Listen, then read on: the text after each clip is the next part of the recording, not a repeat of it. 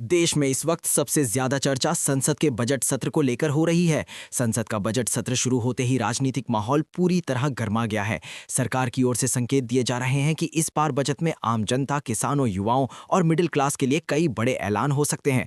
माना जा रहा है कि टैक्स सिस्टम में बदलाव, महंगाई से राहत और रोजगार को लेकर कुछ आम फैसले लिए जा सकते हैं। वहीं विपक्ष सरकार को घेरने की पूरी तैयारी में नजर आ रहा है। संसद में हंगामे के आसार भी जताए जा रहे हैं। पूरे देश की नजर इस बजट सत्र पर टिकी हुई है। महंगाई एक बार फिर आम आदमी की परेशानी बढ़ाती नजर आ रही है। खाने पीने की चीजें, गैस सिलेंडर, पेट्रोल और डीजल के दाम लगातार बढ़ रहे हैं। खासकर मध्यम वर्ग और गरीब परिवारों पर इसका सीधा असर पड़ रहा है। कई शहरों में सब्जियों और दालों के दाम आसमान छू रहे हैं।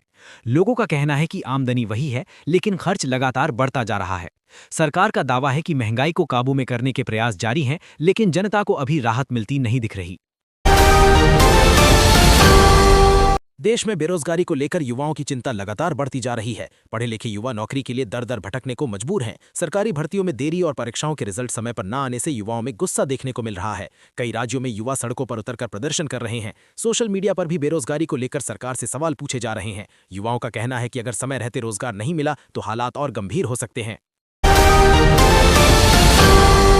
मौसम ने देश के कई हिस्सों में अचानक करवट ले ली है। उत्तर भारत में ठंड और कोहरे का असर अभी भी बना हुआ है, जबकि कुछ राज्यों में बारिश और ओलावृष्टि की खबरें सामने आ रही हैं। मौसम विभाग ने कई इलाकों में अलर्ट जारी किया है। इसका सबसे ज्यादा असर किसानों पर पड़ सकता है, क्योंकि फसल को नुकसान पहुंचने की आशंका जताई जा रही है। पहाड़ी इलाकों में बर्फबारी के कारण सड़कें बंद हो गई हैं और जनजीवन प्रभावित हुआ है।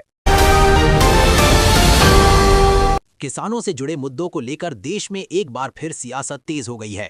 न्यूनतम समर्थन मूल्य, कर्ज माफी और फसल बीमा को लेकर किसान संगठनों ने सरकार पर दबाव बढ़ा दिया है।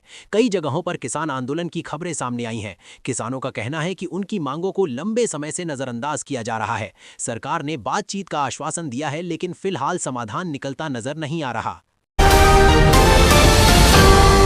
देश की शिक्षा व्यवस्था में बड़े बदलाव की तैयारी चल रही है। नई शिक्षा नीति के तहत स्कूलों और कॉलेजों में पढ़ाई के तरीके को बदला जा रहा है। अब रटने वाली पढ़ाई के बजाय स्किल और प्रैक्टिकल नॉलेज पर जोर दिया जाएगा।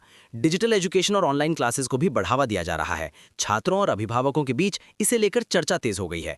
आने वाले समय में शिक्षा का पूरा स्वरूप बदल सकता है।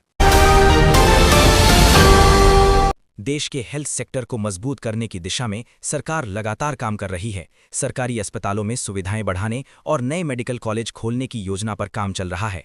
ग्रामीण इलाकों में बेहतर इलाज पहुंचाने के लिए भी प्रयास किए जा रहे हैं। डॉक्टरों और नर्सों की कमी को दूर करने पर जोर दिया जा रहा है। आम जनता को उम्मीद है कि इससे इलाज सस्ता और बेहतर हो सकेगा।